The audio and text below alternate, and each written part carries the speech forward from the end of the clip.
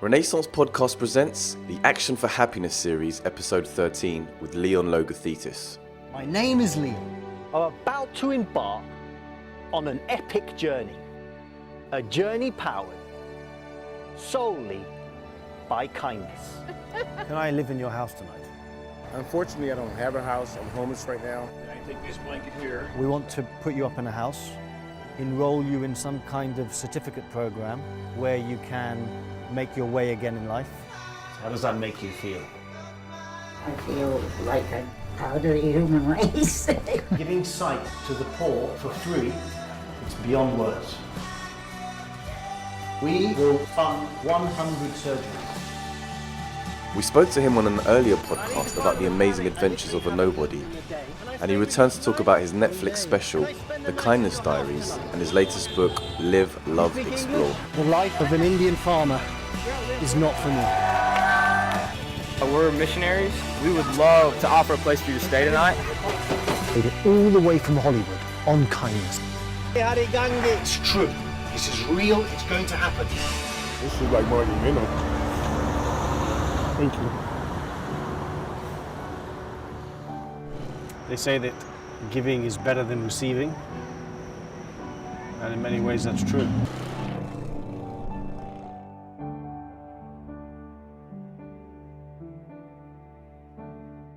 Well, your incredible series, The Kindness Diaries, it was released on Netflix last month.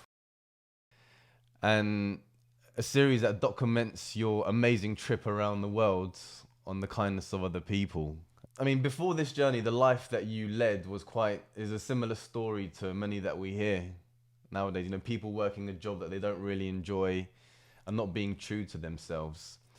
So, can you just talk us through how the change came about, and you know, what was the motivation for that led to the path of the Kindness Diaries? Yeah, sure. So I used to be a broker in London, and I was kind of, let's say, groomed to follow that path.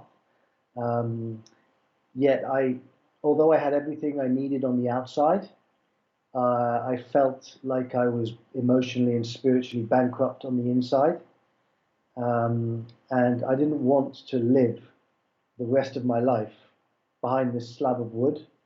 And I didn't want to kind of waste my life. Not that there's anything wrong with sitting behind a desk, because there isn't. If that's your passion, then great. It just happened not to be mine.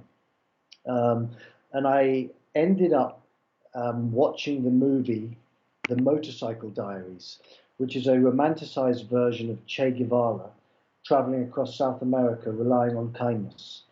And there was something about that movie that just really touched my heart. I mean, I had an epiphany. There's just no doubt about that.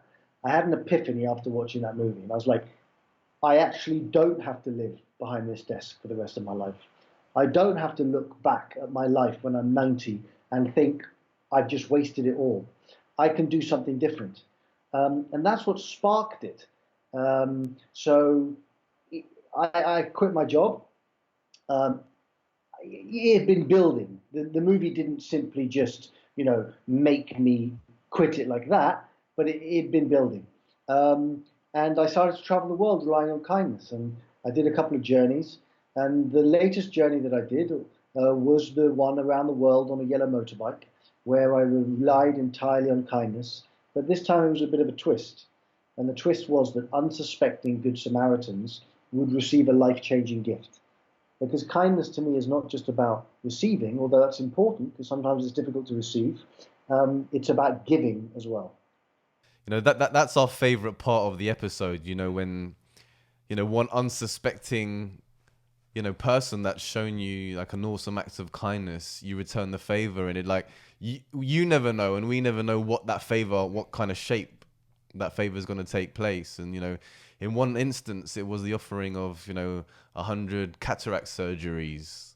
And in one case, it was helping someone that without a home, just get back on his feet, get him into some education and sort him out some housing. So real, tangible benefits that, literally had us in tears throughout so many episodes. And I think for me, I really love the programs where there is that twist at the end and where someone's life is changed, and it's an absolutely amazing series. Do you know what? One of the reasons why I put in the gifts was because many of us, myself for sure, have had many opportunities in life. And that I've had so many opportunities, and often I just, don't really, I let them go. And there are so many people out there that have very few opportunities. And I wanted not just to give kindness to someone, I wanted to give them an opportunity that many of us take for granted. And once you give them that opportunity, ultimately it's up to them. If they have the wherewithal, if they have the mental capacity, if they have whatever it takes to take the opportunity, then great. And if they don't, that's on them. Yeah. So really, it's not just about kindness. It was about giving opportunities to people that had none. Mm-hmm. And what were you trying to find out, or why on the kindness of other people? As a kid, I was bullied. As a kid, I felt very lost. I felt very alone. I felt very unloved, and I never understood why it was that people could be so disempowering. What would it be? What's the benefit of being disempowering to a child, or what's the benefit of being disempowering to a young adult starting off in life?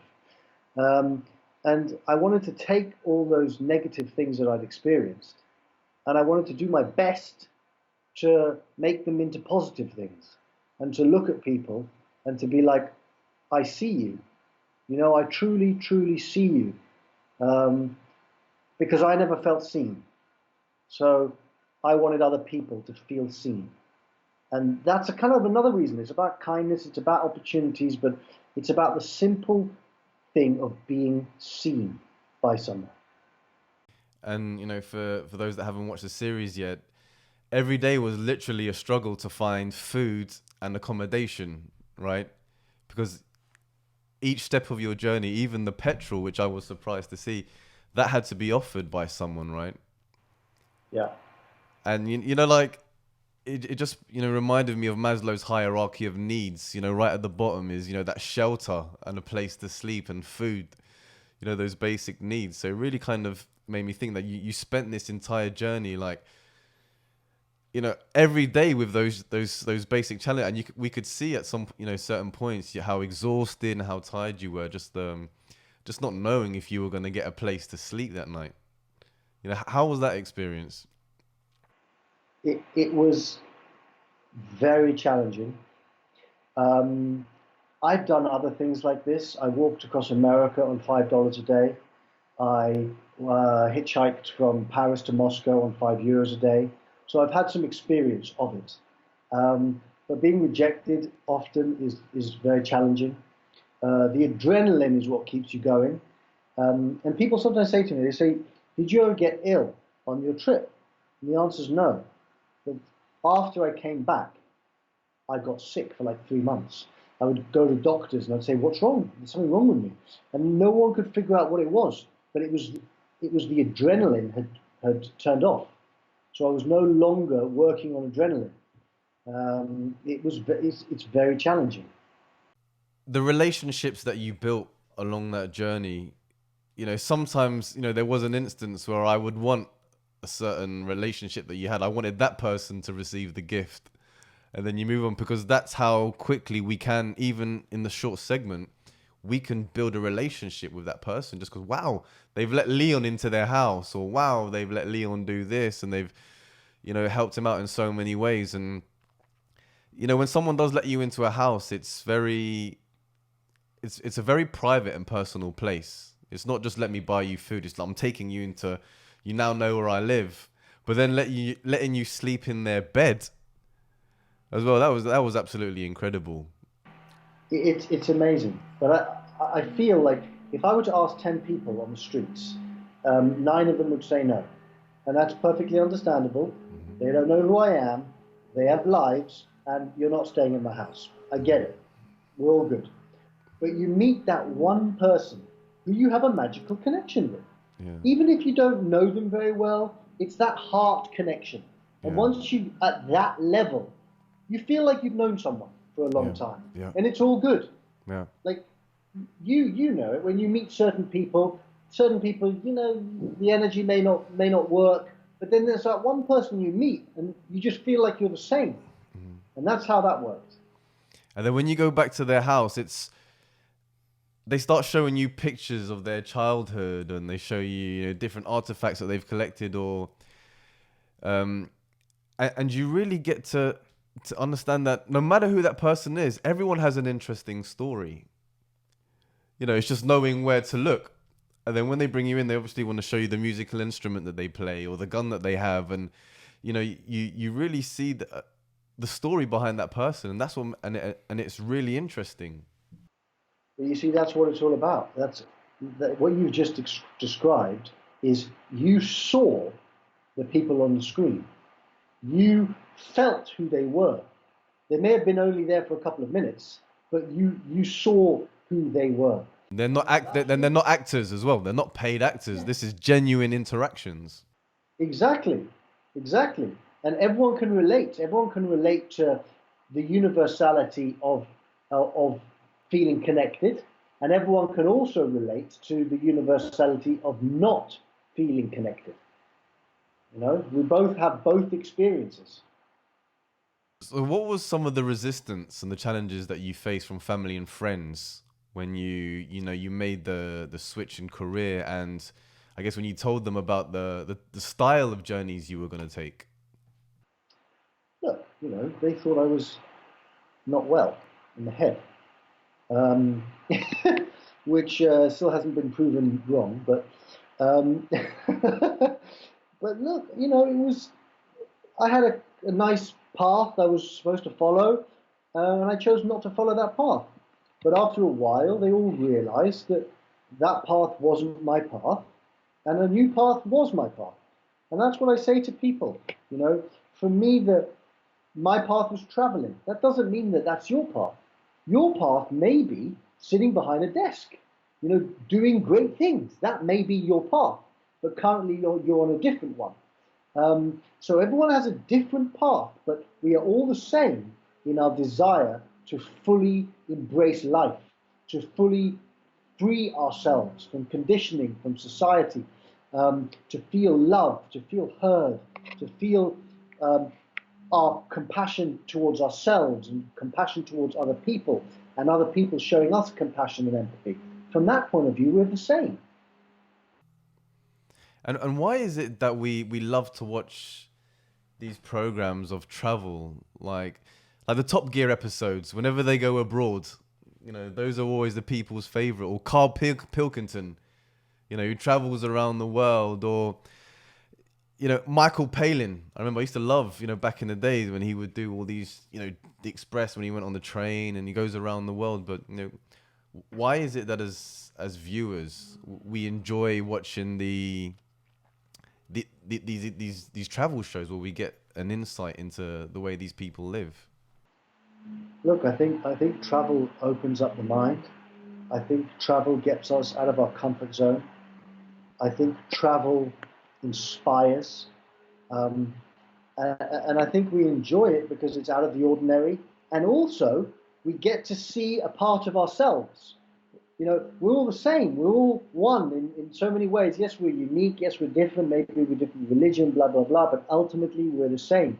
And when we go out and see someone who is dressed in a way that is not like the way we dress, but they react the same ways that we do, it kind of opens our mind up. Great Spirit, I have had it. Bring me back to the nomadic way of weaving through the damage. But the idea of, you mentioned the universality and human compassion, connectedness, traveling into their homeland, into their homes, breaking down those barriers.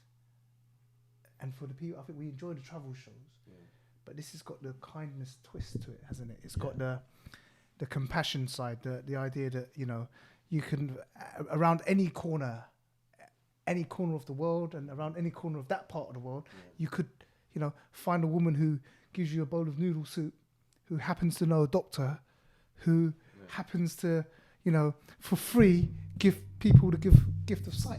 You know, and it breaks down those, that ultimately underneath those superficial layers, we are the same, you know. That's exactly what it does. And I'll tell you a story. So I've never actually been to Iran, yeah? But in the West, we hear many things about how Iran is, you know, a bad place. Yet I met people along the journey who told me that the Iranian people were some of the most beautiful, kind, compassionate, and generous individuals they had ever met. And I remember when I first heard this, it was a couple of years ago, I was like, wow, okay, great. And yet the news tells you something totally different. It's just incredible. It's incredible. So what were some of the similarities you noticed, you know, upon returning? You know, what was, I guess, the common theme? The common theme from what perspective? From what people want or people are? Yeah, so even from, regardless of continent, what remained true in the relationships that you created? What didn't change? I go back to it, is the power of being seen. That when you sit there with someone and you show them compassion and you show them that you care and you show them respect and you show them dignity and you show them understanding, whichever part of the world you are in, it is a universal thing. It's a universal thing that people need and people want on an individual level. To be cared for, to be loved, to be seen, to be understood. And when, as an individual, you can give that to someone, it's a beautiful and powerful thing that too many of us don't have. And, you know, the idea of, you know, you mentioned it earlier, that giving and you know, I want to sort of go back to that doctor who, I suppose you feel a sense that's your purpose. It's your purpose. And that it feels good. You know, the action for happiness sort of ideals are that it feels good to do good. And, you know, our society where, you know, being a broker, for example, you know, your former life, if you like, you know, just behind the desk and making enough money, more than enough. And that was the goal. The goal was the money. Doesn't care about, you know, long hours, whatever, but it's just money. And I suppose doing good was not really a concern or a secondary concern. It was just about me, because I suppose that is what we've been taught, right? You know, but actually, if you realize, and what I like about, you know, the show is that you gain a lot as well as giving, you yourself, you know. So I wanted to talk a little bit about your sort of, how good you felt from the giving, if you like, and to see the faces of the people. It's a great question. And the reality is that I gain a tremendous amount. I gain a tremendous amount by giving back. And not just giving back on big levels, I'm talking about giving back on small levels. I gain by sharing my stories. I gain by making someone else feel that they matter. I gain by making someone feel that they're special. The show has been extraordinary, and I literally receive hundreds of messages a day, and I respond to them all. And why do I respond to them all? Because you took time out of your day to send a message to a stranger, and that means something to me. So I'm going to take time out of my day and send a message back to you. You've made me feel special, and I want you to know that you too are special. And again, it goes back to, like, for me as a kid, I didn't feel special. And I want people to feel like they matter. I want people to feel like they are important. I want people to feel like they can shine brightly, that they can shine their own magnificence beautifully into this world. And everyone can do that. Now, what's important to say with that is I get it that, you know, if you'd said this to me, I wouldn't be able to speak to you like this 10 years ago. I wouldn't have been able to talk to you about shining brightly.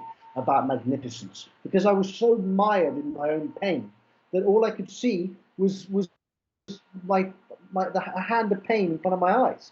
But slowly, slowly, with a lot of commitment, a lot of help, I've spent many days and, well, not days, but hours on a therapy couch. I began to open up and meeting people on the streets and staying with in people's houses opened up my heart. And now I see the world differently. Again, that doesn't mean that bad things don't happen. I don't want people to think that the series and my message is Pollyannish and just go out and be kind and everything will work itself out. Bad things happen. We all know that. But more often than not, the bad things we think are going to happen don't happen. And one way to make sure that kindness is the fuel that fuels you is to surround yourself with good people. Surround yourself with compassionate, empathetic people. And most importantly, be kind and gentle to yourself. That was the most important lesson I learned. Because if you're kind and gentle to someone else, but you're not kind and gentle to yourself, it's never going to overflow. It's never going to overflow, and you're never going to be able to go out there and truly live from that place. So I went off on a tangent, but that's kind of what I do. Well, what I'm going to say is that when we watch the videos, one thing that I think really helps as well is that your commitment just to go with the flow. You know, if people are doing if they're dancing, then you'll join in the dance. You know, or if they ask you to do a challenge, then you'll join in with the challenge. It's also, that's what I really liked. It's about just dropping down your guard and just going with the flow. And we see that a lot. It's like, hey, you come across as a guy that's up for it. You know what I think? And that, I think as a viewer and the experience, that really helped with the I guess with that journey. It's just like, yeah, Leon's up for it, and every time it comes up, we see you taking part, and we think, yeah, I would have liked to have been that guy. If I was there, I can see myself totally having done something similar as well. Yeah, I remember as again, go back to my childhood, I wouldn't be up for it. I would be so lost, and I've met people and I know people who are so lost and so in so much pain and can't and feel like they can't go out and live their dreams. And slowly I started to be able to live my dreams.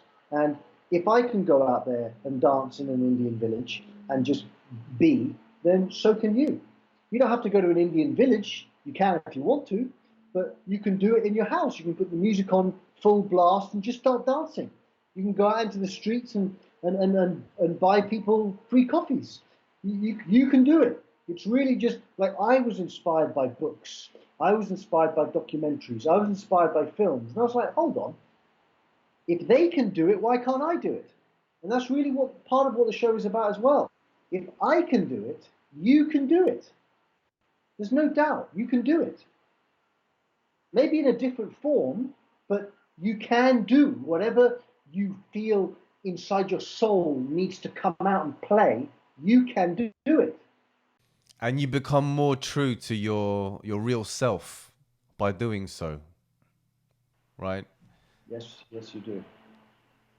And the team that came with you on when you went and filmed the Kindness Diaries, did they experience similar lessons as well? And because we do see them every now and then, appear in episodes here and there, but yeah, tell me, what was the relationship like with them? And, did they, were they very much part of the experience that you felt along the way?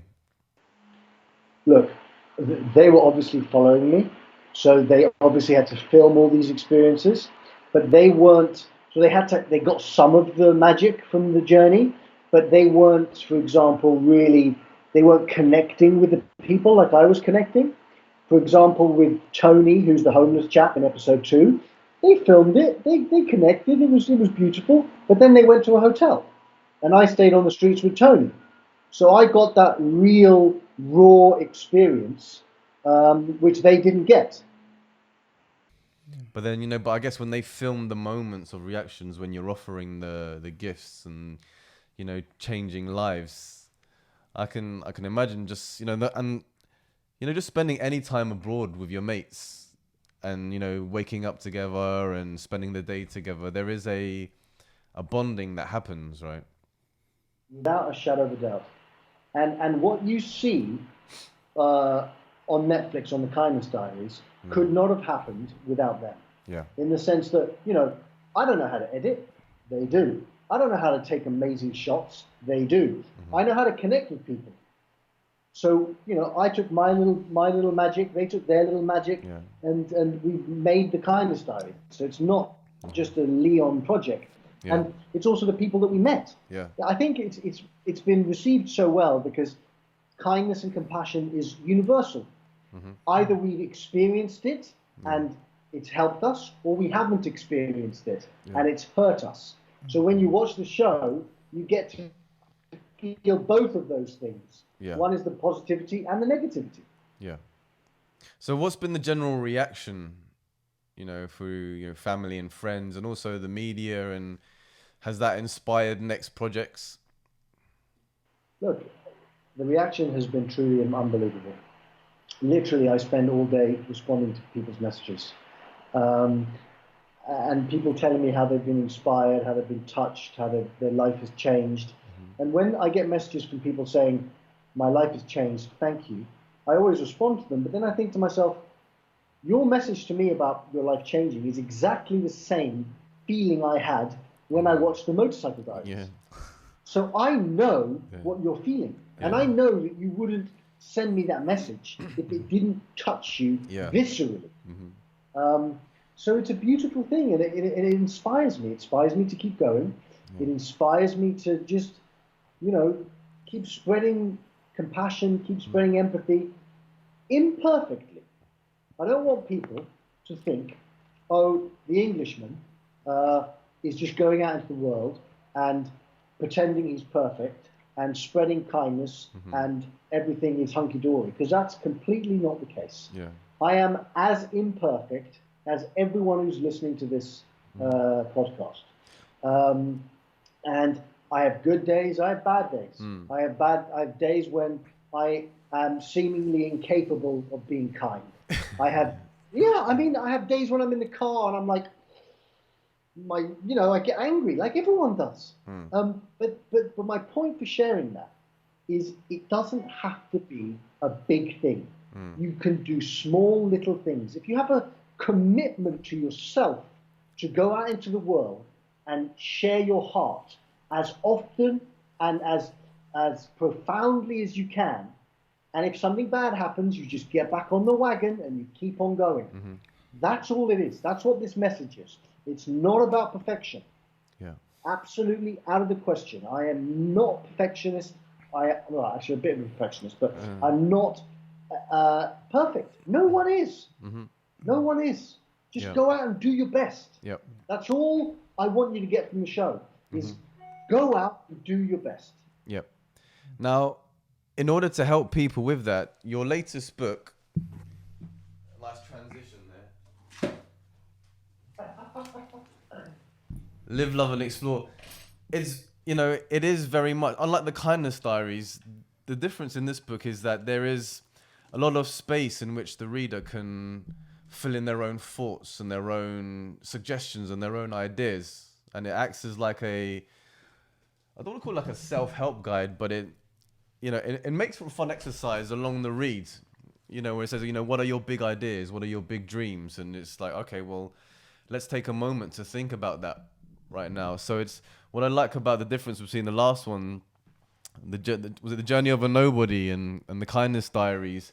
With this one, it's actually more, all right, now let's get a bit more practical. We've heard the stories, we felt that the magic, we've experienced that, but now let's find a practical route in which to start, planning the rest of our lives. They said the unexamined life is not worth living, so let's sit down now, and as we're going through the book, what you do a great job at, like, really selecting amazing quotes. In the short clips that you had on YouTube before, the little quote at the end, really inspiring. But this book allows the reader to participate throughout the book, and that's really where that proactive side, right? Let's take these nice ideas and now let's do something about them. Absolutely, and thank you for bringing up Live, Love, Explore. Basically, for me, again, it's about opportunities. Yeah. I've had the opportunities to travel the world. I've had the opportunities to be inspired by people in India, by wealthy people, by poor people, by all different colors of people, by different ages, different countries. And I've learned some beautiful lessons. And I felt to myself, I was like, look, I have all this wisdom which has been given to me. It's time that I share it with people. So that's really what Live, Love, Explore is about. It's about finding the life you were meant to live. It's about finding the courage to go out and live as beautifully as you can. And not from the perspective of a preacher. Because I ain't no preacher. I am just someone who has happened to have had opportunities in life, has taken as many as he can, and has this knowledge through traveling. And I want to share it with you. And if you like the book, beautiful. If it touches your heart, beautiful. If you read it and then you're inspired to quit your job and travel the world, beautiful. If you hate the book, that's okay as well. You know, it's all good. Just go out and however you get to the place of living your purpose and living your magic is not relevant. What's relevant is getting there. Yeah. Are you actually Scottish, or was that just all just an accent and an act? What do you mean? What do you mean? There was like at least 2 episodes where whenever you meet a Scottish guy, you go deep into your Scottish accent, and it is You're not Scottish, no? I'm not Scottish. Okay. I wish I was, but I'm not. I was related to William Wallace. I used to live in the Highlands. William Wallace, okay. No, I'm not Scottish. For some reason, I speak You managed Scottish to do a good sometimes. Scottish accent. I just wanted to talk about, I mean, it's amazing, you know, that in itself, the power of movies. Now, back to that Motorcycle Diaries. I've seen that movie, by the way, fantastic. You know, Che Guevara's sort of younger years traveling, you know, when he was a doctor, right? Che Guevara. Also on the kindness of people, right? Yeah. But, you know, that movie, that one movie was the turning point. Am I right? Was that Absolutely.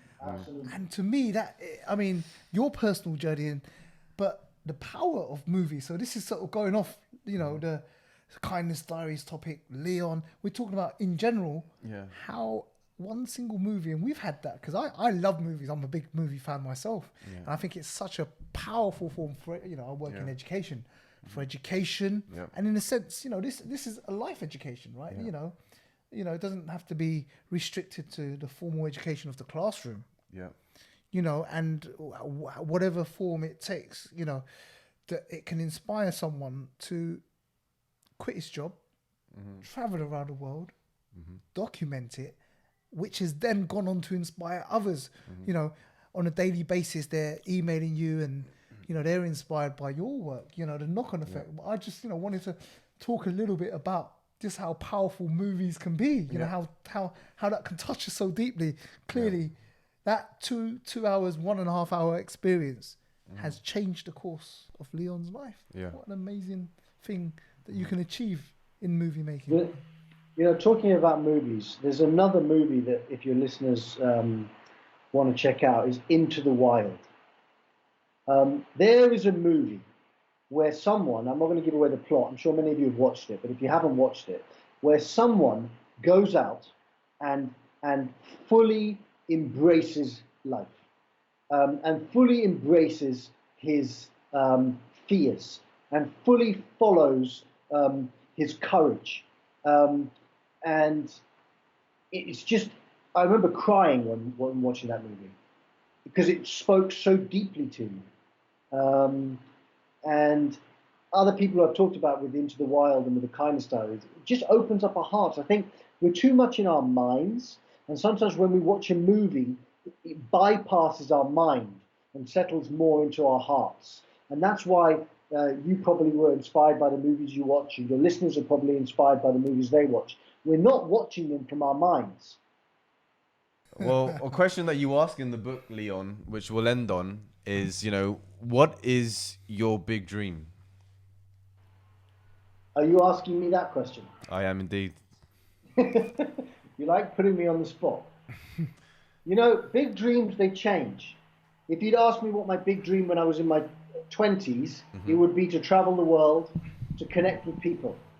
If you ask me what my big dream now is, it's to inspire people to believe. It's to inspire people through my travels that anything that they feel passionate about, if they put the commitment and the heart and the joy into it, it can happen. You know, that's my professional commitment. That's my professional dream. Even though it helps me, my job is my life. It's the same thing. On a personal level, you know, I'd like to meet a lady, and I'd like to have some kids. And I'd like Liverpool to win the Premier League. I don't know about miracles. We're talking about dreams here, not miracles. Yeah, that's not going to happen. Ever since Steven Gerrard slipped, my life has fallen apart. Yes. Well, so if people want to get in touch with you, Leon, and find out a bit more, apart from, you know, Kindness Diaries on Netflix, how can they do that? They can find me on Facebook, on Twitter, on Instagram. They can go to my site, which is leonlogothetis.com. And I do my very, very best to respond to absolutely everyone. Yeah. I will tell you that someone once asked me to pay their mortgage for $250,000, which obviously I can't do. So if you ask me to pay your mortgage, the chances are I won't respond.